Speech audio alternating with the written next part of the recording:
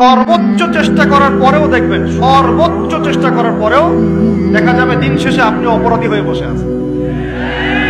আর আমি একটা লেকচারে বলেছি না, পুরুষ মানুষ বোকা। পুরুষ মানুষ কেন বোকা? কারণ সে সবাইকে খুশি করতে চায়। সে চায় মা সুখে থাক, বোন সুখে থাক, স্ত্রী সুখে থাক, যদি আরো স্ত্রী থাকে ও সুখে থাক, সন্তানরা সুখে থাক, সবাই ভালো থাক।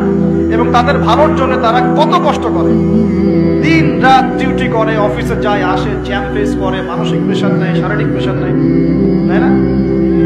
অথচ এই কষ্ট কিন্তু মহিলারা বোঝে না। বোঝে? সবাই বোঝে না। আছে অনেক ভালো স্ত্রী আছে, কিন্তু সবাই কিন্তু বোঝে না। মনে করে যে পুরুষ মানুষ মনে হয় ভোগবাদী, খালি মেয়েদেরকে ভোগ করতে চায়। অথচ সবাইকে সুখে রাখার এই চেষ্টায় একজন পুরুষ দিন শেষে নিজেই সুখী হয় না। বহু পুরুষ শেষ বয়সে গিয়ে একাকিত্বে ভোগে, একা হয়ে যায়।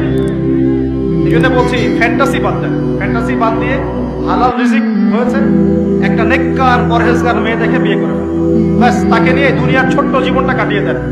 আর জান্নাতে তো হুট করে অপেক্ষা করছে।